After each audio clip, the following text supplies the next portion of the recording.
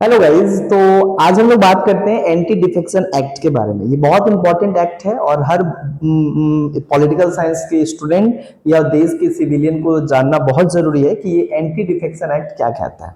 तो देखो, anti defection act हमारा ओरिजिनली कॉन्स्टिट्यूशन में नहीं था। बाद में इसको अमेंडमेंट लाकर जो है इसको संविधान में जोड़ा गया।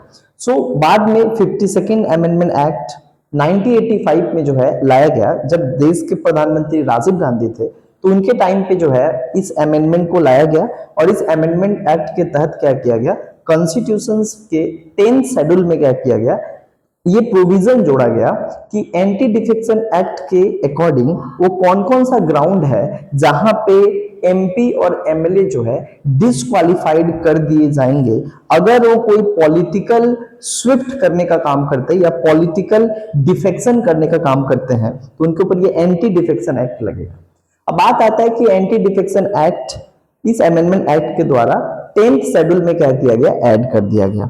और ये एंटी डिफेक्शन एक्ट कहता है कि अगर कोई एमपी और एमएलए अगर क्या करता है कि कोई पॉलिटिकल पार्टी से अगर क्या है ये लोग बिलोंग करते हैं, बट उस पॉलिटिकल पार्टी से जीत के जाने के बाद अगर ये प्रॉफिट के या बेनिफिट के या पोस्ट के किसी भी कारण से अगर कोई सिंगल कैंडिडेट अगर किसी दूसरे पॉलिटिकल पार्टी में क्या करता है, मिलने की कोशिश करता है या मिल जाता है, तो वो इस एंटी डिफेक्शन एक्ट के तहत जो है डिस्क्वालिफाइड कर दिया जाएगा। दूसरा यहाँ पे कहा गया है कि अगर कोई व्यक्ति क्या होता है अपनी स्वेच्छा से अगर वो एमपी एमएलए है लेकिन उस पॉलिटिकल पार्टी को जिस पार्टी से वो कैंडिडेट है अगर उसको क्या करता है अपना मेंबरशिप लौटा देता है पार्टी का, तो वो जो है उसको एमपी और एमएलए के पद से भी क्या किया जाएगा, बर्खास्त कर दिया जाएगा। तीसरा यहाँ पे ये बात कहता है कि अगर कोई पॉलिटिकल पार्टी किसी अपने मेंबर को जो एमपी एमएलए हैं तो उनको अगर क्या करता है उनकी मेंबरशिप से जो है उसको हटा देता है किसी भी कारण से, पार्टी के गाइडलाइन के अगेंस्ट कोई काम किया हो, तो उसके बाद वो एमपी एमएलए भी जो है नहीं रह सकता है। इसके अलावा एक खास बात यह भी है कि अगर आप जिस पॉलिटिकल पार्टी से आप आते हो उस पॉलिटिकल पार्टी का अगर कोई क्या है डायरेक्शन है और गाइडलाइन है जिसमें कहा गया कि इस बिल पे आपको जो है पार्लियामेंट में और स्टेट लेजिस्लेचर में आपको इसके अगेंस्ट या आपको इसके फेवर में बात करना है और आप उस पार्टी के बातों को नहीं मानते हो, तो आपको जो है वो पार्टी चाहे तो आपको हटा सकती है। ठीक है, तो ये कुछ जो है प्रोविजंस इस एंटी डिफेक्शन एक्ट में था। ये किनके लिए था, जो पॉलिटिकल पार्टी से आते हैं। अब बात आता है कि जो पॉलिटिकल पार्टी से नहीं आते यानी इंडिपेंडेंट क्या करते हैं, इलेक्शन में खड़ा हुए हैं और चुनकर जनता के भरोसे पर आते हैं, तो उनके लिए ये एंटी डिफेक्शन एक्ट में कहा गया कि अगर वे कभी क्या करते हैं इंडिपेंडेंट चुनाव लड़के आने के बाद अगर किसी दूसरे पॉलिटिकल पार्टी का हिस्सा बन जाते हैं या जुड़ जाते हैं, तो ये एंटी डिफेक्शन एक्ट के तहत जो है ऐसे इंडिपेंडेंट कैंडिडेट को डिस्क्वालिफाइड कर दिया जाएगा उनके पोस्ट से। तीसरा है नॉमिनेटेड मेंबर के लिए कि अगर कोई जो नॉमिनेटेड मेंबर है which was appointed by the president in parliament और गवर्नर इन स्टेट असेंबली, और वो लोग क्या करते हैं 6 महीना के बाद किसी दूसरे पार्टी में ज्वाइन हो जाते हैं या पार्टी का हो जाते हैं, तो उनको डिस्क्वालिफाइड कर दिया जाएगा। बाद के टाइम पे क्या किया गया, 91st अमेंडमेंट एक्ट 2003 के तहत क्या किया गया, इस एंटी डिफेक्शन एक्ट में 10th शेड्यूल में जो था इसमें अमेंडमेंट लाकर एक नया चीज इसमें ऐड किया गया। पहले ये था कि आप कोई मेंबर अगर एक इंसान है, कोई एक एमपी और एमएलए किसी दूसरे पार्टी में ज्वाइन करता है, स्विच करता था, तो उसको डिस्क्वालिफाइड कर दिया जाता था।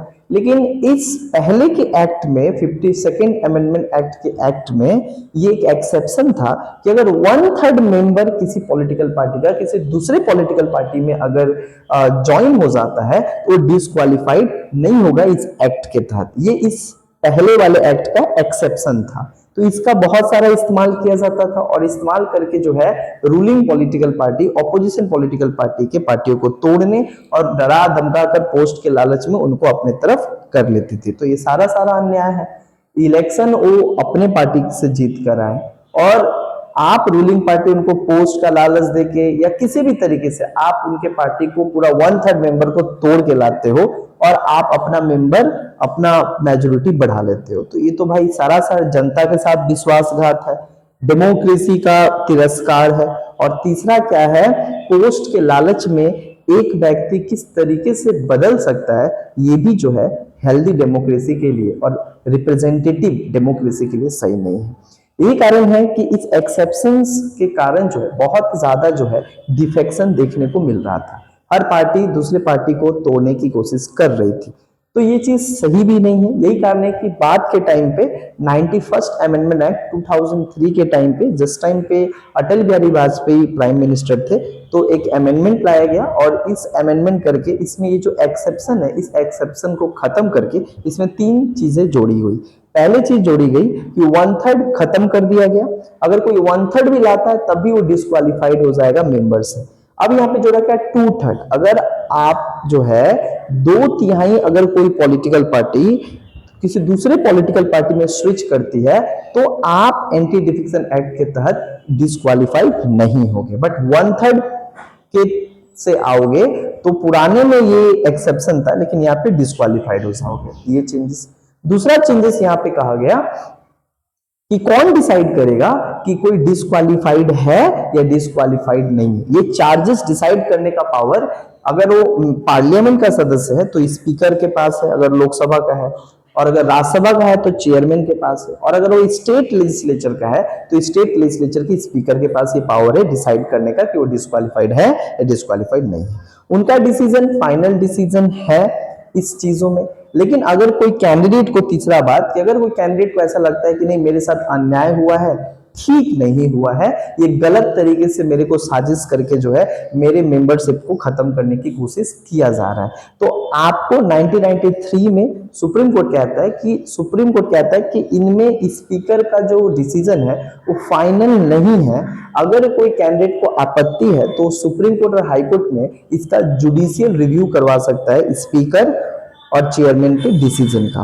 तो आप अब हाई कोर्ट और सुप्रीम कोर्ट में भी वो एमपी और एमएलए जा सकते हैं जिनको ऐसा लगता है कि मेरे को जानबूझ के जो है फंसाने की कोशिश किया जा रहा है, हम डिस्क्वालीफाइड नहीं है, इस प्रोविजंस के अकॉर्डिंग हम डिस्क्वालीफाइड नहीं है।